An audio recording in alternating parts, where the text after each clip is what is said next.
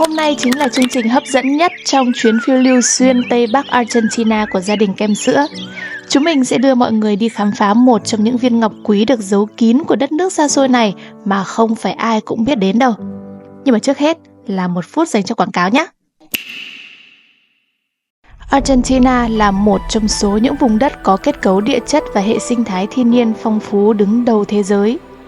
Dọc theo chiều dài đất nước này là gần như đầy đủ tất cả những kết cấu địa hình có mặt trên trái đất này như thác nước, biển, hồ, núi tuyết, sông băng, đồi núi, thung lũng, cao nguyên, sa mạc hay rừng nhiệt đới. Nhưng đó chắc chắn chưa phải tất cả.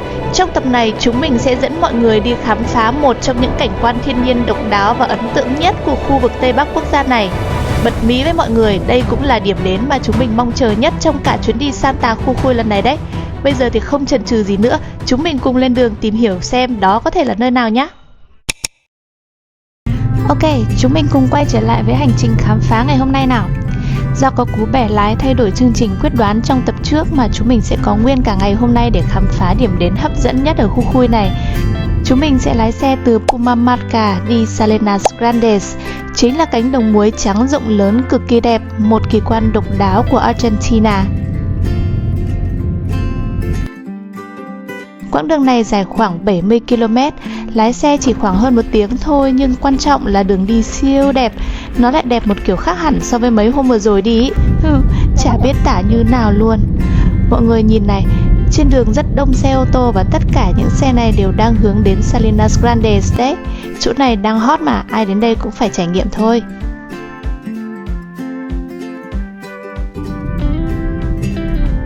Trên đường đi thì sẽ đi qua cái cột mốc quan trọng này. Mọi người nhìn thấy anh Khôi đang xếp hàng không?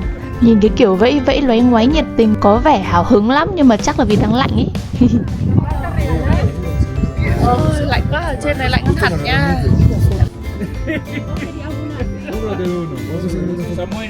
Để chụp được kiểu ảnh kỷ niệm ở đây thì cũng phải xếp hàng một lúc, vì xe nào đi qua đây thì cũng cố dừng xuống check-in tại điểm này. Ở đây toàn những người đang đi du lịch nên là nhìn thấy nhau sẽ làm quen và chụp hình hộ cho nhau rồi buôn dưa lê rất là vui vẻ. Đó, thấy mình quay là mọi người vẫy luôn kìa. Nhìn thì nó không có gì cả đâu, nhưng thực ra rất là ý nghĩa vì điểm check-in này có độ cao lên tới 4.170m trên mực nước biển. Nói để mọi người dễ hình dung thì Hà Nội có độ cao chỉ từ 5 đến 20m so với mực nước biển. Sapa thì cao khoảng 1.500m, còn đỉnh Phan Xipang nóc nhà Đông Dương thì cũng cao đến 3.143m trên mực nước biển thôi nha. Vậy nên ở đây cao thế nào là mọi người hình dung ra được rồi nhá. Ở đây có mấy hàng bán đồ lưu niệm cũng xinh này. Sữa thích mấy em bé dân tộc này lắm đây này. Ở điểm cao nhất đúng không? Điểm cao nhất Ở Santa Jujuy là 4.170m so với mặt nước biển. đi mua cho sữa mấy con tinh bé bé không? Có nha. Bây giờ Một điều lưu niệm thôi. Ok. À, có một lưu ý quan trọng mà mọi người nên biết này. Ở đây địa hình rất cao so với mực nước biển. Ở độ cao này thì không khí loãng và áp suất thay đổi sẽ làm cho những người không quen với độ cao dễ bị chóng mặt, đau đầu, buồn nôn. Chính là kiểu say độ cao ấy. Người dân bản địa ở đây thì sử dụng và bán lá coca cho khách du lịch để chống và giảm bớt các triệu chứng say độ cao. Chúng mình có thể mua lá coca khô để nhai, ngậm hay pha trà uống, hoặc là mua kẹo từ lá coca để ăn. Gia đình mình thì đã kịp thủ túi cả lá và kẹo để chuẩn bị cho chuyến đi ngày hôm nay rồi. Trộm vía là cả nhà khỏe re, không ai làm sao cả. Nhưng mà mình đã chứng kiến nhiều người bị say, mệt, đau bụng, có khi còn không chơi nổi luôn mà phải đi về ấy. May là sức khỏe cả nhà siêu ổn áp. Toàn đứa năng lượng tràn trề nghịch như giặc cả ngày mà vẫn không hề hấn gì cơ. Ôi giời, mải trình bày dài dòng mà chuẩn bị đến Salinas Grandes luôn rồi mọi người ơi. Yeah, háo hức quá luôn. Vâng, xin giới thiệu với cả nhà cánh đồng muối mênh mông kỳ ảo. Nhân vật chính của ngày hôm nay đang ở ngay trước mắt các bạn kia kìa. Mọi người đã sẵn sàng khám phá chưa nào? Cảm giác đi trên con đường độc đạo hai bên là muối trắng xóa nó lạ lắm. Nhìn tưởng tuyết mà không phải tuyết nha. Hana, bên đi, Hana đứng đây. Đây đâu? Đây mà. Đây bên này ở giữa. Này. Aka bên đi. Đây. Yeah. Đi đâu nhỉ Hana? Đi ruộng muối. Đi ruộng muối. Đi Salinas Grandes. Argentina, viva. Xung quanh toàn là muối trắng như tuyết luôn. Trải nghiệm thôi rồi nhỉ? Yeah. Hơi bị độc lạ đấy. Yes baby. Yes baby. Wow. Te gusta Hana, te gusta.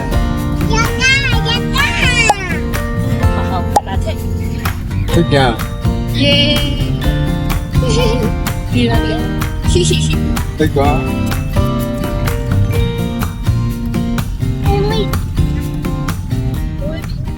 Uầy, nhìn cái bầu trời kia, có mê mẩn không cơ chứ.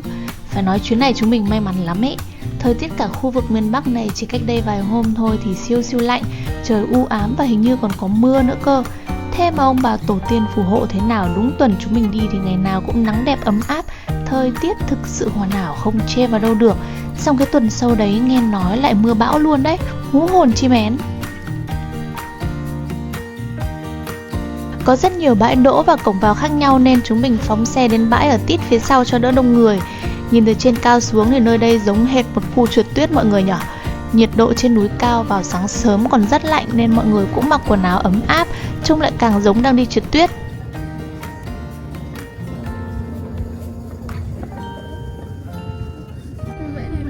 Ok, chúng mình đã đỗ xe và bắt đầu vào ruộng muối rồi đây.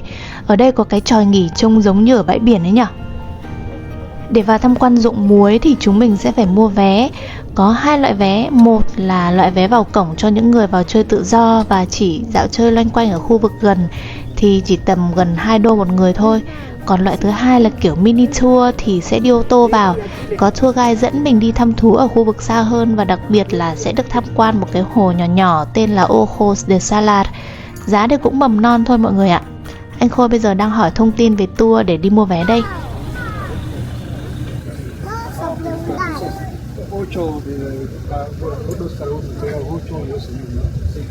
Son 20.000 para ir a todos. Ok, listo. Gracias. Ya lo veo. Có vé đây rồi, lên đường thôi mọi người ơi. Mọi người nhìn kìa, có chú tour guide đi xe máy đằng trước trông giống anh Grab không mọi người? Giống phết nhở? Uầy, đi giữa ruộng muối nó còn ảo hơn lúc nãy đi ngoài đường to nhiều ấy. Xung quanh trắng xóa đẹp vô cùng. Đoạn này nhá, nhìn lại không giống tuyết vì ruộng muối siêu bằng phẳng, đi ô tô vèo vèo, xong rồi bề mặt muối tạo nên những cái đường vân hoa đấy, mọi người nhìn thấy không? Nó cứ đều đều kéo dài tít tắp. Nói chung nó là một vẻ đẹp khác hẳn, khó tả lắm.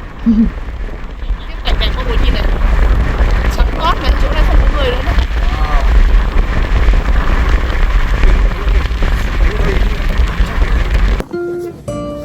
Cả nhà đi thăm rồi.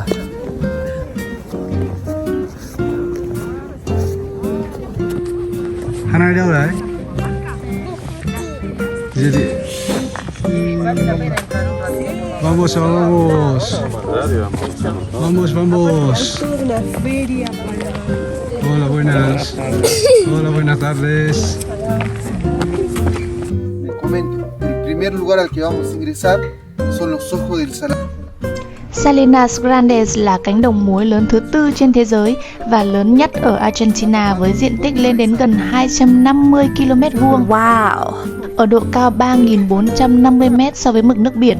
Nơi đây được hình thành qua hàng triệu năm bay hơi của những vùng ngập nước từ thời cổ đại, về sau lộ ra những mỏ muối rộng lớn như thế này. Ruộng muối nằm ngay ở biên giới giữa tỉnh Jujuy và Salta, với 70% diện tích thuộc tỉnh Jujuy và 30% thuộc tỉnh Salta. Khu vực này không chỉ tuyệt đẹp mà còn là một phần quan trọng của hệ sinh thái địa phương. Người dân ở đây thì vẫn đang thu hoạch muối ở cánh đồng này để phục vụ sản xuất, làm muối ăn và phục vụ trong các ngành công nghiệp. ¿Viven acá o? Sí, trabajamos en Buenos Aires. Yo trabajo en Buenos Aires. Anh tour guide dẫn chúng mình đến xem Ojos de Salar, một chiếc ao nhỏ có màu xanh thiên thanh trong suốt, nhìn như một viên ngọc giữa cánh đồng trắng tinh ý. Tiếc là ở đây chúng mình không được bay drone mọi người ạ. khu vực này thì có lớp muối ở trên rất mỏng, ở dưới là hồ nước nên là họ lưu ý khách du lịch cần bước đi nhẹ nhàng và xếp hàng vào chụp hình theo từng nhóm để đảm bảo an toàn và bảo tồn khung cảnh ở đây. Cảnh ở chỗ này lên ảnh đẹp mê ly hồn trận vì nước hồ như một chiếc gương trong suốt phản chiếu màu trời và bóng người một cách hoàn hảo. Còn phía sau background là dãy núi Andes hùng vĩ, lên ảnh có màu tím mộng mơ luôn kìa. Tiếc là không chụp được nhiều ảnh ở đây vì chỗ này phải xếp hàng chụp và nhanh để các nhóm khác còn vào. Một cảnh đặc biệt ở Salinas Grandes mà các ruộng muối khác không thể có là các cái đường nước màu xanh ngọc cực kỳ đẹp, giống như những con rạch nhỏ trải dài trên nền trắng, đẹp lắm luôn ấy. Các con rạch này là để họ thu hoạch muối, nhưng mà đối với chúng mình thì nó là concept chụp ảnh cực kỳ cuốn. Tí nữa mọi người sẽ được xem ảnh.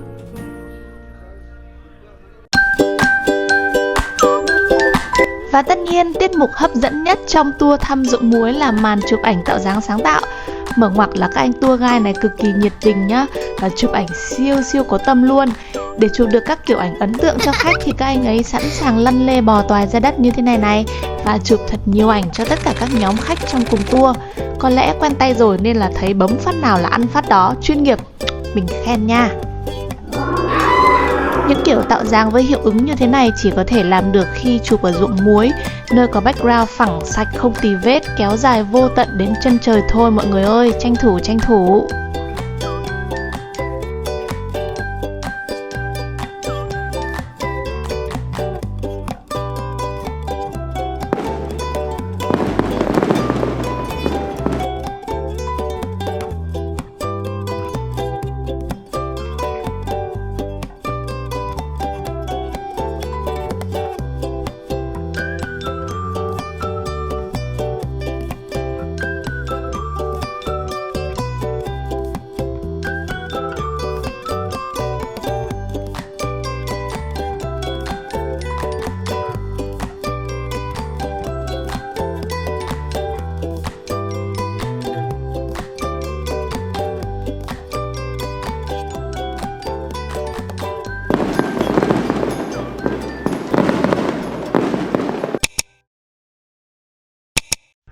Chụp ảnh bét nhè xong bây giờ đói quá rồi, phải đi ăn trưa đã mọi người ơi. Hôm nay có món gì nhỉ? Thường là mọi người đi tour đến đây thì chỉ chơi như thế thôi đấy, xong rồi sẽ lên xe về hoặc là đi điểm khác luôn. Còn chúng mình thì sẽ dành cả buổi chiều ở đây chơi tiếp thì vì thích quá, với cả có thời gian mà. Cái này là chocolate queso. Esa es la tortilla de qué es? May mà hôm trước chúng mình có quyết định sáng suốt thay đổi lịch trình vào phút chót đấy. Chứ nếu không như hôm nay ấy, thì bây giờ mà đi luôn thì sẽ rất là mệt, mà lại chơi chưa đã nữa. Đấy là còn chưa kể là có khi còn phải rút sớm hơn, tại vì nếu mà đi điểm khác thì giờ này đã thành muộn mất rồi. Bây giờ ăn trưa này. Ăn trưa là ăn có cơm với cả thịt con yama hầm. Cái này là thịt yama hầm nhá. Thực ra là từ hôm mình đến đây giờ ăn yama nhưng mà toàn ăn đấy đúng không? Toàn ăn empanada đòn. Chứ còn mình không phải ăn thịt không. Đây là bữa đầu tiên ăn con này riêng. Nó mập rồi ạ. Ăn đi, em bỏ sang đấy ăn đi. Em pa gì để giờ đi ăn được không sao? Nhất dọn để gọi cho một cái đĩa trước xong rồi đĩa kia được rồi. Nó giống cũng kiểu bò sốt vang cũng kiểu bò hầm đúng không? Kiểu bò hầm khoai tây cà rốt ấy. Đúng rồi, cái này ngon đấy mẹ. Hana sơ thử xem nào. Ok. Liếm thử đi, liếm thử xem nào. Mặn không? Mặn quá nhỉ? Đâu, quay mặt ra đây cười xem nào. Chào mẹ, hai bạn vẫy mẹ đi.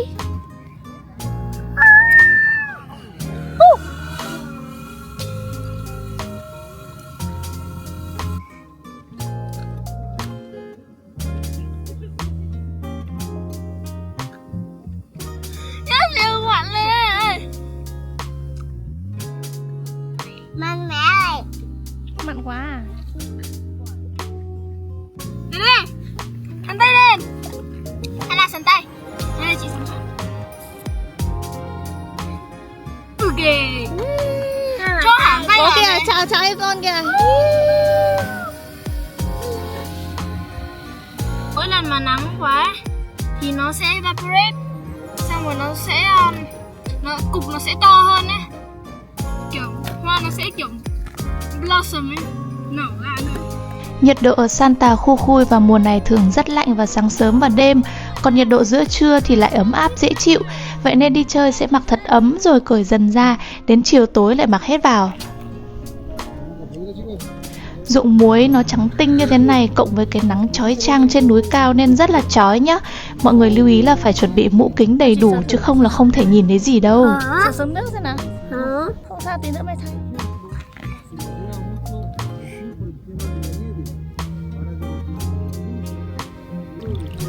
Những khoảnh khắc cả gia đình bên nhau tận hưởng thời gian trôi thật chậm như thế này thật là quý giá.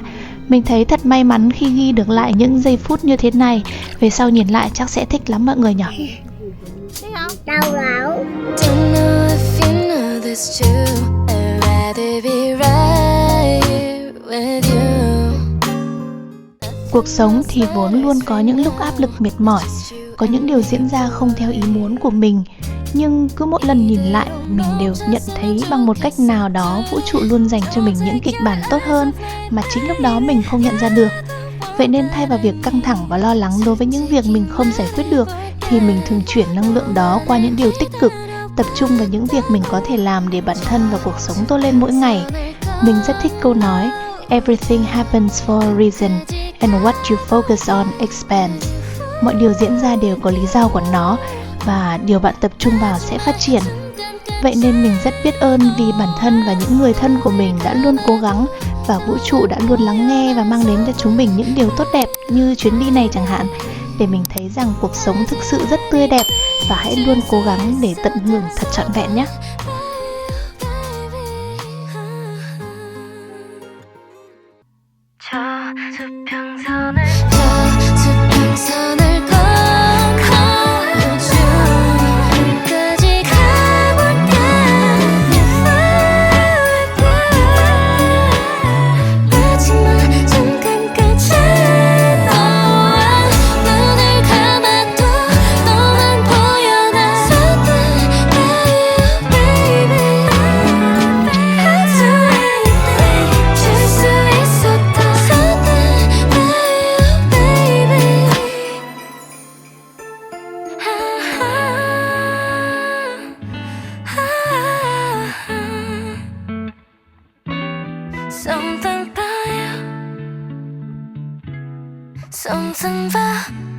Something about you.